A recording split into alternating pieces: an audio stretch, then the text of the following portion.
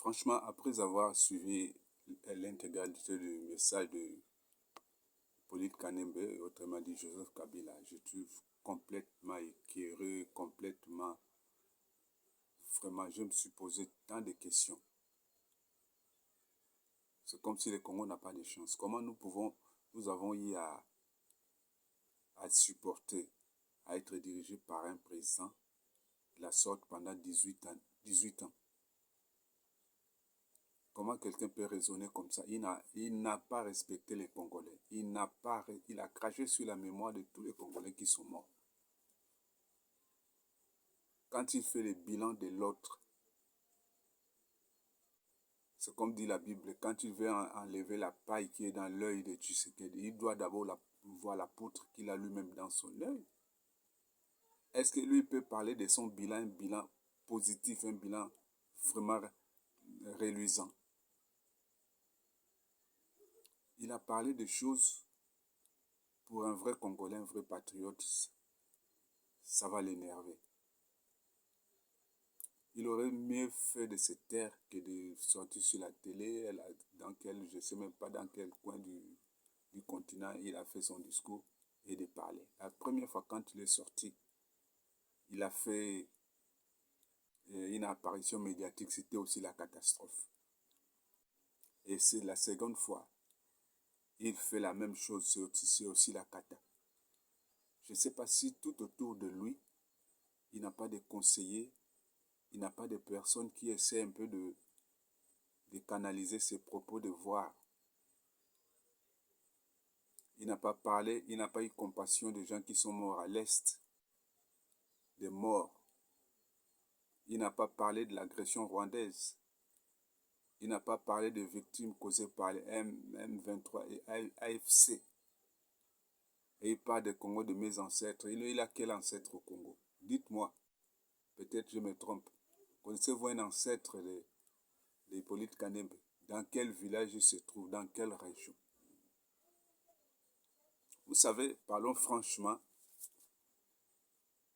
quand Mobutu va fuir et sera renversé par Laurent Désiré Kabila, le Congo était dans une période de chaos, malgré la présence de Laurent Désiré Kabila au pouvoir. Le Congo était humilié dans son amour propre et dans son intérieur. On était là. Les Rwandais sont arrivés, maltraités. C'est comme si on était comme un peuple qui était maintenant opprimé dans son propre pays, dans sa propre maison. Les oppresseurs sont venus avec la force, avec le fouet, avec la chicotte. Et le Congolais était là. Il a fermé sa bouche. L'intellectuel congolais a été abruti. L'homme politique a été réduit à une expression simple de corrupteur, de corruption, tout ça. L'armée, n'en parlons même pas. On prend l'armée, l'armée défaite. Parce que quand Mouzé est arrivé, c'est son armée qui était victorieuse. L'armée des forces armées zaïroises de Mobutu était une armée défaite. L'armée marchait maintenant, les militaires marchaient la tête en bas. Comme un chien, la queue entre les pattes. Parce que c'était une défaite humiliante. Et le Congo était dans une période triste. C'est au cours de cette période néfaste qu'intervient l'assassinat de Laurent Désiré Kabila.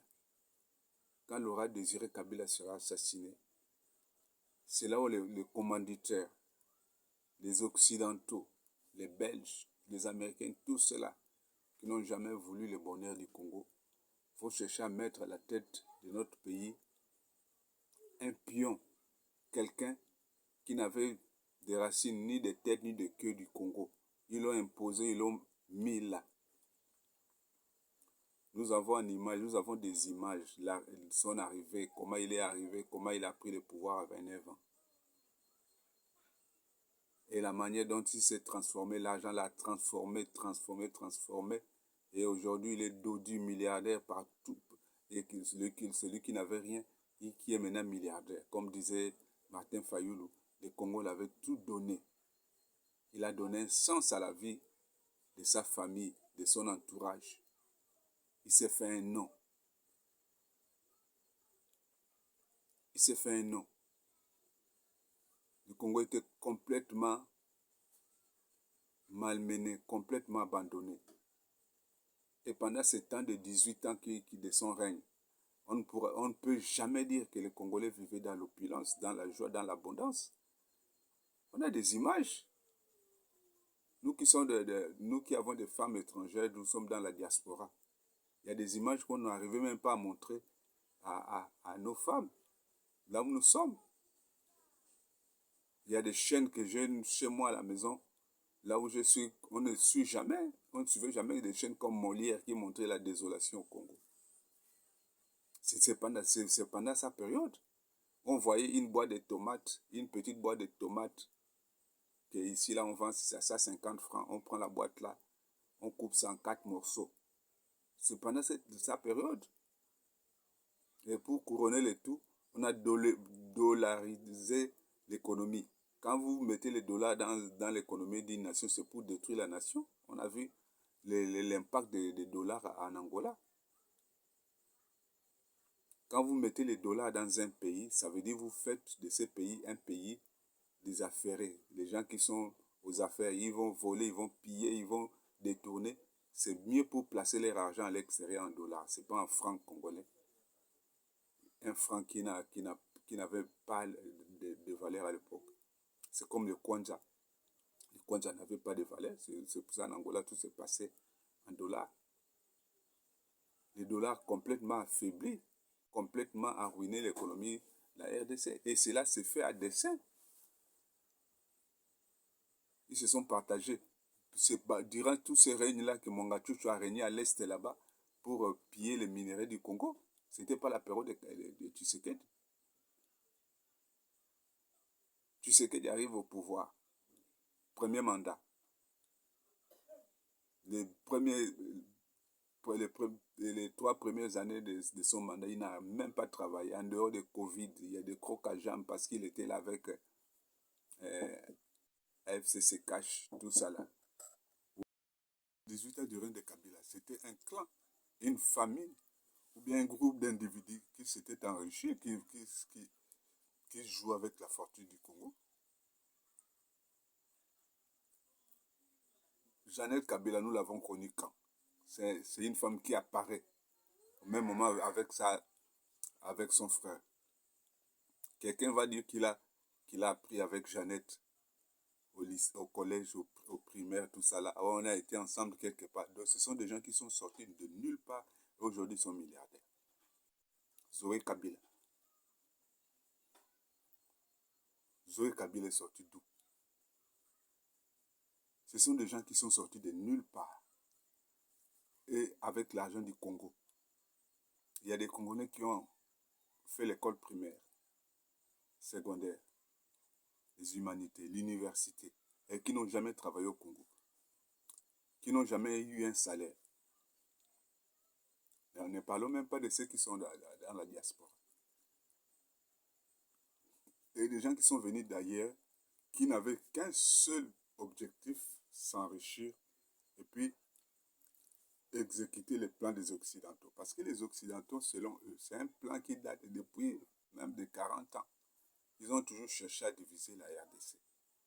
Comme ils ont fait au Soudan, comme ils ont fait dans Somalie là-bas. Ils ont cherché par tous les moyens de diviser la RDC. Il y avait un plan qui était déjà bien ficelé, que la RDC devait être divisée en 5. Il fallait une main, il fallait un peuple pour le faire, parce que les Blancs, s'ils viennent eux-mêmes exécuter cette tâche, on va dire non, non, non, non.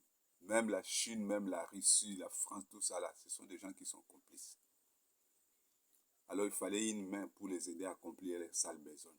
Et cette main-là, c'est la main de Tutsi. Et pilotée par Kagame.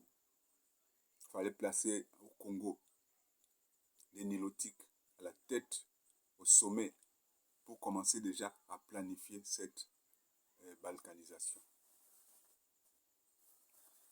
Quand on parle de Dieu au Congo, ce n'est pas un hasard. Au Congo, la RDC, la République démocratique du Congo, en RDC, l'Éternel est vraiment Dieu. C'est lui qui gère, qui contrôle ce Congo. Voilà comment les gens qui étaient venus avec un objectif, se battre pour le morcellement du Congo, pour la balkanisation, ils ont été aveuglés par l'argent. Ils ont été aveuglés par l'argent, ils n'arrivent plus. Les Mwanga Tchouchou, qui avaient un plan, les Kabila, Kanembela, qui avaient des plans pour morceler le Congo. Devant l'argent, ils n'arrivaient plus. Ils ont perdu le fil de leur projet. Voilà la confusion. Dieu les a toujours confondus depuis des années. La ville de Goma, depuis l'indépendance de la RDC en 1960 jusqu'à nos jours 2025, la ville de Goma est déjà tombée, ça c'est la 6e fois. Ça tombe, ça se réveille, ça tombe, ça se réveille, ça c'est rien. Et un jour, ce cycle-là va s'arrêter. Et quand j'écoute les discours de Kabila, et je vois qu'il y a certains Congolais qui se disent Congolais, qui soutiennent ce fameux discours. Ça me fait mal au cœur. Le peuple congolais, c'est un peuple qu'il faut complètement formater, faire la mise à jour de leur cerveau et de leur raisonnement. Même les discours, prenez les discours de Kabila. Il dit le discours à la nation. À quelle nation il s'est adressé? Prenez le discours de Kabila. Il a parlé des massacres, des tueries qui se passent à l'Est. Il a parlé de l'occupation de la ville de Goma. Il ne peut pas parler de ça parce que lui-même il est à l'origine. Il a condamné l'agression rwandaise. Il n'a rien condamné. Il a appelé les Ouazalendo un groupe mystico-religieux ou quoi. Là. Sans oublier que nous tous les Congolais, nous sommes des Ouazalendo. Au jour d'aujourd'hui, Kabila est devenu nuisible pour le Congo. Il est comme un serpent qu'on a coupé la tête, mais c'est la queue qui bouge. La queue là, ça bouge, ça fait des autres, ça dérange. Et si quelqu'un le suit dans ces derniers soupirs, il va faire une crise cardiaque pour rien. Il faut le laisser parler. Ce qu'il a dit là, ce qu'il a dénoncé. Normalement, dans les jeux politiques, il y a le pouvoir et ici, il y a aussi l'opposition. Si on avait une opposition réellement, qu'on appelle opposition en RDC, ce sont les opposants qui devaient faire ce genre de discours pour dénoncer la mauvaise gestion du pouvoir actuel. C'est dans les jeux politiques. Ce n'est pas une faute, ce n'est pas une erreur, mais c'est dans les jeux politiques. Vous faites des remarques, vous condamnez tout ça là. Et personne ne vous mettra en prison pour ça. Un pays démocratique. Je ne crois pas que si Fayoul, quand il fait ses déclarations, il parle de la mauvaise gestion du pays, on amène l'armée là-bas pour l'arrêter. On ne l'a jamais arrêté. Maintenant, si lui, il voulait dénoncer la mauvaise gestion du pays, il pouvait le faire à l'intérieur du Congo, puisqu'il dit qu'il est congolais, puisqu'il dit qu'il est du Grand Katanga. Il vient dans sa province d'origine, si réellement il est de là-bas. Il vient. Il passe son message. Il a certainement des adeptes là-bas ou bien des membres de son parti là-bas. Il passe son message tranquille. Mais comme quand ils sont venus au Congo, ils sont fait passer par la fenêtre. Et quand lui, il sort pour aller, Kabila est sorti du Congo pour aller, soi-disant, en exil, sans que personne ne le chasse. Parce qu'il se sentait déjà mal aimé. Il a trouvé une raison pour sortir. En sortant, il joue à la victimisation. Il s'est fait passer pour une victime Alors que ce sont ces erreurs politiques qui ont conduit le gouvernement à prendre des décisions contre lui. Un pays en guerre, un pays agressé, où une partie du territoire est occupée par la rébellion, par les rebelles reconnus officiellement, mondialement, les Nations Unies. Tous les pays du monde connaissent que Goma est sous l'occupation des rebelles M23 AFC soutenus par le Rwanda. Toi, tu débarques là-bas à Goma. Même la population de Goma qui sont sur place, s'ils apprennent que Kabila est sur place ici, est-ce qu'ils vont t'accepter parce que tu viens porter main forte aux rebelles qui sont là-bas? Cet homme-là, s'il était sage, il devait descendre à Kinshasa. J'avais fait une vidéo disant que j'ai pressenti que Kabila va demander pardon au peuple congolais. S'il avait fait, le peuple congolais, ce n'est pas un peuple rancunier. Si Kabila avait fait un mea culpa, demander pardon aux Congolais, je reconnais ma faute d'avoir mis mes pieds à Goma, tout ça là, je devais pas aller là-bas, je demande au peuple congolais de me pardonner, tout ça là. Le peuple congolais allait accepter son pardon. Fachi, c'est un monsieur qui a un cœur, il allait accepter son pardon. Maintenant, comme il sent sa fin prochaine, sa fin qui s'approche, il s'accroche, c'est comme un naufragé qui voit un morceau de bois, il s'accroche à ces morceaux de bois pour chercher à survivre. Ces morceaux de bois où il s'accroche, ce sont les discours qu'il fait partout pour attirer l'attention des gens. Au lieu d'attirer l'attention des gens, ça attire maintenant la colère des gens parce que quand on analyse, c'est lui qui critique le pouvoir de Tshisekedi. Tshisekedi n'a pas fait ça. Tshisekedi a laissé le peuple comme ça. Tshisekedi a fait ça. Mais il devait faire un discours comparatif. Ça veut dire, moi j'avais fait ça. Voilà Tshisekedi ce qu'il n'a pas fait. Moi j'avais fait ça. Voilà ce que Tshisekedi n'a pas fait. Il n'a pas fait un discours comparatif. Si réellement il était congolais, il ne devait pas faire son discours à l'extérieur du pays. Il devait faire ça à l'intérieur du pays.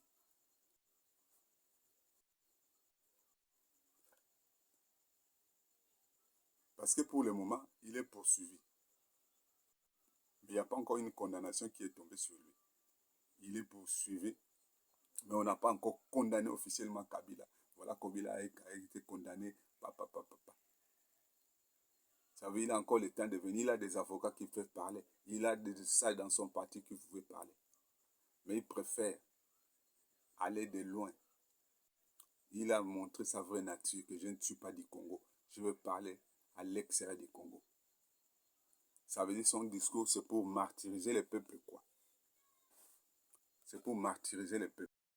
Il va faire un discours pour troubler la quiétude des Congolais. Il n'a rien dit, il n'a rien dit de concret. Il n'a rien dit de concret que les Congolais peuvent aujourd'hui chercher à battre les mains. Voici l'homme, il a parlé. Et en plus, il a coupé la barbe. Je ne sais pas si cette barbe-là va repousser quand il va... Parce que là, maintenant, il veut repartir dans les maquis. Parce que c'est les gens qui partent dans les maquis. Ils partent, après ils prennent la barbe. La barbe, là, c'est une identité pour leur rébellion. C'est comme Corneille Nangaa. Corneille Nangaa n'a jamais été barbu. Mais quand il a désobéi à son pays, il a trahi son pays, il est parti dans les maquis, il a maintenant la barbe. Lui, maintenant, il veut faire pousser une nouvelle barbe pour signifier que je suis maintenant dans les maquis, j'arrive. Mais il oublie une chose, le Congo, à l'époque de Mobutu, quand Mobutu est tombé, et Kabila, quand ils sont arrivés au Congo, après le départ de Mobutu, ce n'est pas le même Congo que nous avons aujourd'hui. Ce n'est pas le même Congo que nous avons aujourd'hui. Le Congo de FARDC, le Congo de Ouazalendo, ce n'est pas le même Congo que nous avons aujourd'hui. Le Congo d'aujourd'hui, c'est un Congo où tout le monde est conscient. Bendele Kouyaté, Mabele Kouyaté et Lokomogo Kouyaté. Chacun de nous est debout pour défendre sa patrie. défendre la patrie. Les gens de l'Est ont toujours contribué au malheur du Congo, excusez-moi de le dire. Parce que tous les malheurs que nous connaissons dans ces pays, c'est occasionné par des soi-disant des gens de l'Est. On sait maintenant que les villes occupées, il y a un remplacement qui se fait. On prend les propriétaires des maisons des villages, on les chasse, ils se retrouvent dans les camps des déplacés, et les Tutsis, les Hutus occupent, eux récupèrent les maisons des véritables Congolais, des pères et des mères qu'on a chassés. Mais ça va pas rester. On va récupérer même les derniers centimètres du territoire congolais, de la maison des Congolais. Ça me fait tellement mal de voir certaines dessus dans les réseaux sociaux, certaines personnes qui parlent du discours de Kabila. Nous voilà un homme qui a parlé. Il a parlé de quoi? Il devait se taire. Il n'a rien parlé. Ce qu'il a parlé, c'est pour énerver les Congolais. Tshisekedi, c'est un garçon qui fait des efforts pour amener son pays à bon port. Quand il a fait son discours à Kisangani, il avait clairement dit que je n'arriverai pas à satisfaire complètement les Congolais, donner aux Congolais tout ce qu'ils veulent. Je veux faire un temps, préparer les chemins, préparer les choses pour que celui qui va venir derrière moi, il trouve un terrain déjà bien préparé pour le bien-être des Congolais.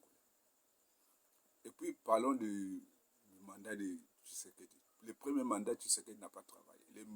Le Covid est venu l'embêter. Les blocages politiques qu'on avait au début de son mandat. Il a travaillé peut-être ici sur 2 ans.